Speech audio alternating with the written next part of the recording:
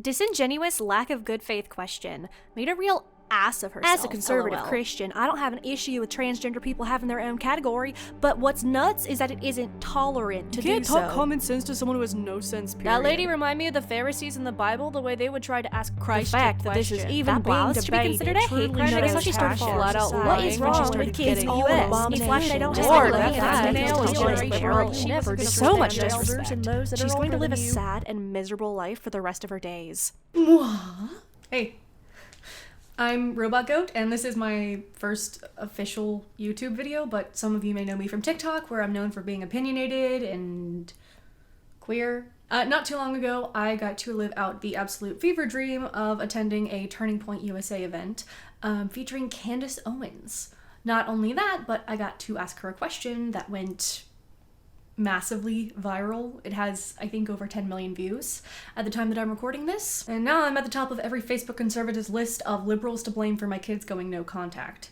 It's super easy for all these conservative talking heads to say that they've debunked me when I was given all of 30 seconds to speak, and when I'm not there to defend my points. So I thought I'd make a video kind of clarifying and also speaking a little bit about parts that were conveniently, and I'm sure accidentally, edited out of the clip that went viral. So first up, we have Devin Gibson's video, which is called Candace Owens Triggers Rude Woke College Students, and this happened.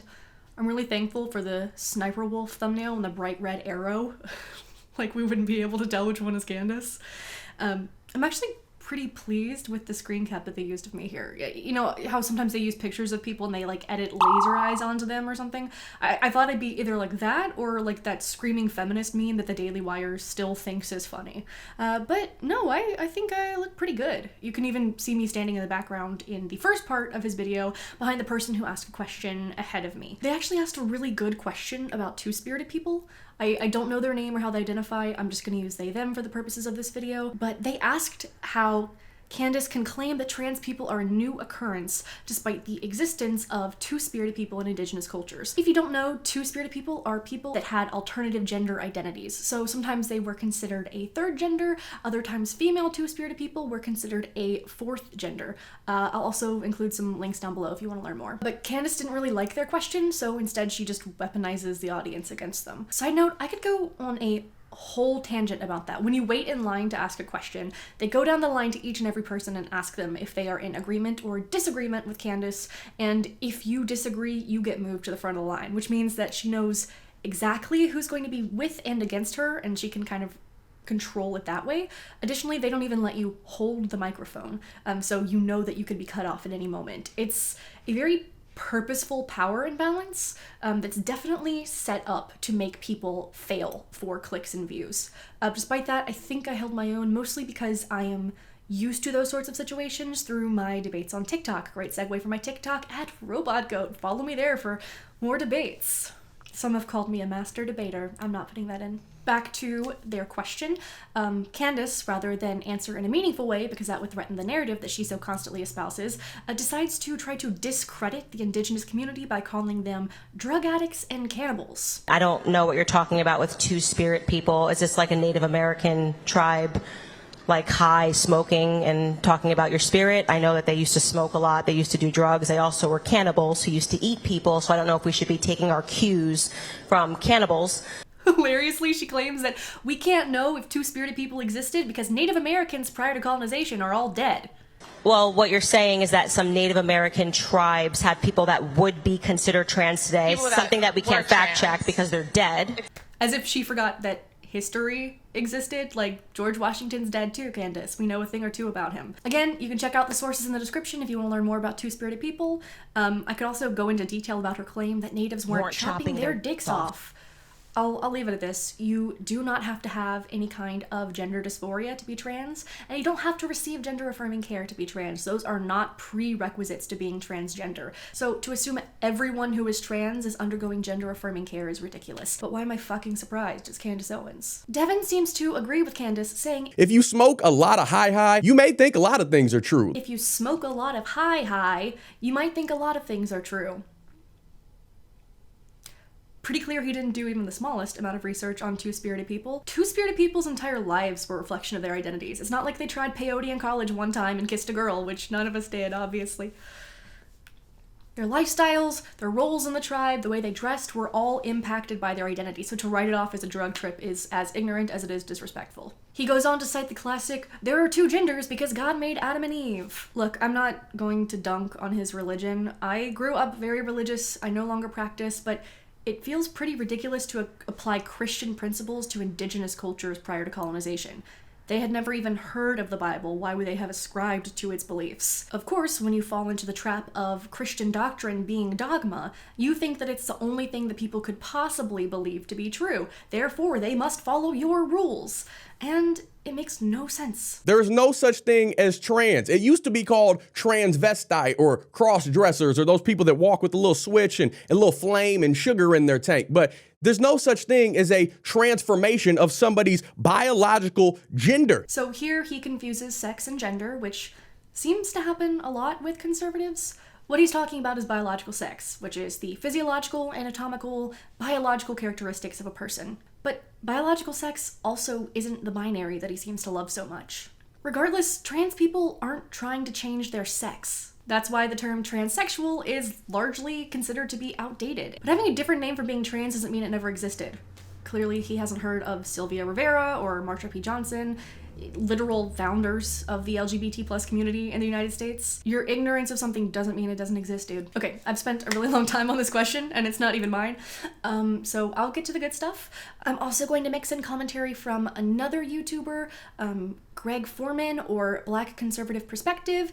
He called his video, Candace Owens humiliates woke college student after gotcha question fails and instantly backfires. I love the randomly capitalized words. It's like they know that their audience has an attention span of 3.5 seconds, so even the title has to be all bouncy and shiny. Without further ado, here is the clip of me and Candace. Hello! So my question is also about trans people, because it's specifically about trans people competing in sports, because I think everyone here can agree we need to protect women's sports. Recently in Texas, there was a boy who won the girls wrestling state championship. Do you think that he should have been allowed to compete in that division? I think that a man taking down a woman on a map should warrant a call to the police. Wonderful. And should not, of course, be considered a sport. Because he was actually born female and forced to compete in that division despite being on HRT. I am so open to transgender people. Like, if they want to have their own division, go for it. I literally, in fact, I would love to watch it. I actually would love to watch it. If you are opting in as a man, as a woman, to having a man take you down on a mat, that is totally fine for me. But what is unacceptable is that we have these divisions. This is for women, this is for men, and you have people that are allowing men to compete in these women's divisions and to obviously dominate, because going back to biology, men, of course, are stronger than women. They are always going to be stronger and faster than women. It's like how Leah Thomas went from getting second place in a race as a man to winning the race. Yeah, it's completely unacceptable, and it's fraudulent, and the people... Exactly. Going from second to first does not happen naturally. Yeah. And so I think... Leah Thomas, the swimmer who came in second place in as the a man, Ivy that's League right, yeah. Championships. Yeah, and then he just switched his gender and suddenly was dominating. Went from second to first. As someone who competed in athletics in college and high school myself, no one ever goes from second place to first place. Okay, so if you, Leah Thomas was not in second place when he was competing with men. He absolutely was. If you look at the 2019 Ivy League Championships, I literally... That is not true. Look at the statistics. Ivy League Championships 2019 men's division in the 100 free for both the prelims and the finals. Okay, let me put it this way. Let's just... Maybe there was one race that he came in second place in. The Ivy League Championships is one race. Okay, thumbs up. Riley Gaines, who has spoken about how she competed against Leah Thomas and it was not fair. Leah Thomas suddenly switching your gender, competing against women is not fair. I am open to Leah Thomas. You're going to say it's not fair. Don't ask me a question and then cut me off when I give you the answer. It's just obnoxious. It really is. I am open to Leah Thomas and every other trans person having their own category at the Olympics and allowing them to compete. That is absolutely fine, having their own category at high school universities, at high schools, at universities, everywhere across the country, and being able to compete. What I am not open to are biological men competing against women. If you want evidence that biological men will always defeat women, look no further than the actual Olympics and look at the time differences as it is when men are competing in a sprint versus women competing in a sprint, when men are competing in a throw versus when women are competing in a throw. If you don't want to acknowledge biological reality, I want you to lead the trans Olympics. I want you to be the person that establishes the trans events for people. Thank you for your question. There's more people behind you. Okay, I love that your solution is separate but equal. What? That girl tried real hard to mingle all that mumbo jumbo together to somehow get Candace to stumble and to contradict herself. Yeah, see, here's the thing, dude. She did contradict herself. In my question, I'm talking about Mac Beggs, who had to compete in the Texas High School Girls State Championship despite being a trans man because state laws didn't allow him to wrestle with the boys. Beggs was said to have been taking hormone suppressants at the time to counteract any advantages he may have received from taking testosterone. It's also worth noting that Beggs was allowed to compete in boys' events outside of the state championships. Beggs later testified against legislation in Texas that would restrict transgender athletes' ability to compete in the state. Candace Owens advocates for the type of legislation that forced Beggs to compete in the girls' division.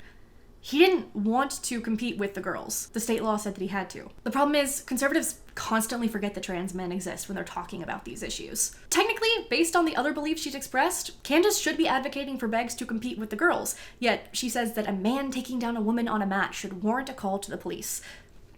And yes, I know she wouldn't correctly gender Beggs, she wouldn't call him a man, but the point of my question is to point out the hypocrisy of these restrictions on trans athletes. And when it comes to men and women's sports, there's a NCAA and an NCAA women's for a reason. NCAA women's? That's weird. When I became an NCAA athlete, my letter just said NCAA. There's no W at the end.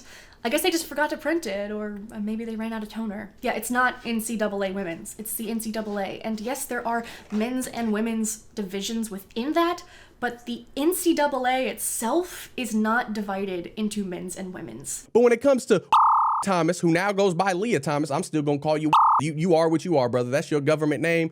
I'm not going along with your facade. But he went from being 462nd on the men's side of swimming to tied for first on the women's side. Couldn't quite get it done even on the women's side, even though he had a complete advantage over Riley Gaines. This is a blatant lie, and also where the tricky editing comes in handy. See, if you watch the full clip, you hear me mention that Leah Thomas came in second in the Ivy League Championships in 2019. Now, I did incorrectly say it was in the 100 free. It was actually in the 500, 1,000, and 1,650 free. So if you look at the 2019 Ivy League Championships, I literally... That is not look true. Look at the statistics. Ivy League Championships 2019 men's division in the 100 free. For both the prelims and the finals, okay, she came let in me second. put it this way. Leah Thomas was an elite athlete before her transition. The decline in her performance that conservatives love to keep in their overall pockets is after she began taking HRT. The rules for trans athletes in the NCAA changed in 2022 to align with the Olympic movement, but at the time that Leah would have been competing, you had to have been on HRT for at least 1 year's time and diagnosed with gender dysphoria to be able to compete in the women's division. This straw man of men suddenly deciding to become women and suddenly competing in the women's division of the NCAA just doesn't exist. If you look at Leah's times, they begin to drop off when she started HRT, which makes sense because suppressing your testosterone and increasing your estrogen levels is known to have effects on the body. It's super dishonest to pretend that these times are good reflections of her overall performance. If she really was a mediocre swimmer, she wouldn't have been competing in the NCAA in the first place, much less Division I. He took the cowardly route and took his lackluster talent to the easy competition. Instead of, working harder, sacrificing some blood, sweat, tears to maybe go from 462nd to 452nd, something like that. He sacrificed his entire manhood to be celebrated as a fake woman. The cowardly route of having a medical condition and taking medication for it? Seriously, this guy thinks that trans women are just waking up one day and waltzing into women's championships? What a fucking rude way to disregard all the training that she had to go through. As someone who competed on a D1 team, to say that anyone at that level is weak or cowardly just shows that you don't know shit about NCAA sports. And yeah, I know I don't look like an athlete now. I'll save you the time of typing the exact same comment of everyone else who's wearing polarized Oakleys in their profile picture. When I started college, I was a D1 athlete, which was pretty fucking cool, and also means that I know a thing or two about competing in the NCAA. Devin finishes with some proselytizing and telling me that I'm gonna go to hell if I don't change from my wicked ways. Nothing I haven't had chanted at me at Pride. You can't cancel God. Of course, it's not a Christian YouTuber video without him trying to sell you shitty Bible-themed shirts at the end. He makes sure to plug his merch, which is as inscrutable as it is unoriginal. I can't even fucking read what that says. Now we're gonna take a look at some of Greg's views. Setting this woke college student straight on the biological reality of males versus females in sports. Biological reality. I love when conservatives use this term. It's especially funny to me because I'm a few months away from earning my degree in biology with a concentration in organismal evolution. I've worked on a synthetic biology research team and had several years of practical lab experience in biology. Anytime someone on one of my streams claims that I don't know basic biology, they can't tell me what DNA stands for. Conservatives love to take the version of biology they learned in 8th grade and pretend it's the absolute truth. I kind of compare it to this meme. Like, sure, if you only listened to your 6th grade physics teacher, you'd say that there are 3 states of matter, or 4 if you were fancy and learned about plasma. The truth is so much more complex than that. It makes no sense to me when people ignore advanced biology for the sake of quote-unquote basic biology. And again, being trans doesn't mean that you're trying to change your sex. Many trans people don't experience gender dysphoria at all, and don't seek out any sort of medical transition. Candace Owens set this woke college student straight who tried to ambush her with a bunch of trick questions, right? Pretending that she was on Candace Owens' side while also, again, trying to trick Candace into agreeing with her left-wing position. I love how everyone acts like I'm some sort of nefarious supervillain. Like, yeah, I asked a trick question. And it tricked her. There's a part in the clip before this where I say, protect women's sports, and the crowd breaks out into applause despite the fact that I hadn't said anything of substance yet. It's pretty clear to me that conservatives really only care about their values if they can chop them up and stick them on bumper stickers. A biological female that was forced to compete against biological females in wrestling, and this person won. Okay, this person won because they were on, or partially because they was on HRT. Okay, so again, this woke college student is trying to use this as an example that, hey, well, if you want to protect women's sports, then you shouldn't be letting trans men, which is what this person would be, you shouldn't be letting trans men compete against girls. Yeah, like I stated before, Mac Beggs didn't want to compete with the girls. He had to because of state law. Oh yeah, Greg has an adorable pet name for me. Woke college student, woke revolutionaries, woke revolutionary, woke college student, woke college student. If you take a shot every time he calls me a woke college student, you'll lose so many brain cells that you'll start to agree with him. Because this person was on the equivalent of what would be a performance-enhancing drug, okay, elevating their testosterone level, that gave this person a significant advantage against the girls the same way that a boy, a biological boy, would have a significant advantage. Comparing undergoing HRT to taking steroids is apples to oranges. Sure, steroids can contain testosterone, but they also can include a range of other chemicals, including growth hormones. And the dosage of prescribed testosterone can be up to 100 times less than that of a steroid. And most importantly, it is being administered by a healthcare provider by prescription. Their bone structure is different, especially again, if they went through puberty, they are gonna have advantages. And that's why trans kids should have access to puberty blockers if they've been diagnosed with gender dysphoria and their medical care team decides that it's the right move for them. But I know that he would probably compare puberty blockers to chemical castration, which, look, certain medications are going to have different effects on a prepubescent body versus a fully developed adult body. Taking something like Leuprolin is a gonadotropin inhibitor, which means that it inhibits the growth of secondary sex characteristics that typically develop during puberty. So if you take this before puberty, then it can prevent those characteristics from developing. But if you're well into adulthood and those characteristics have already developed, yes, it can have some negative consequences. Because when you look at the times, the statistics, the data, it becomes very clear. Good on Greg for actually pulling up the data. Yep, you can see there that Leah Thomas came in second in the men's 500 free when she was still competing in the men's division for the Ivy League championships. He also reads out her times in a super hilarious way. 4.18, 4.25. It's not how seconds work.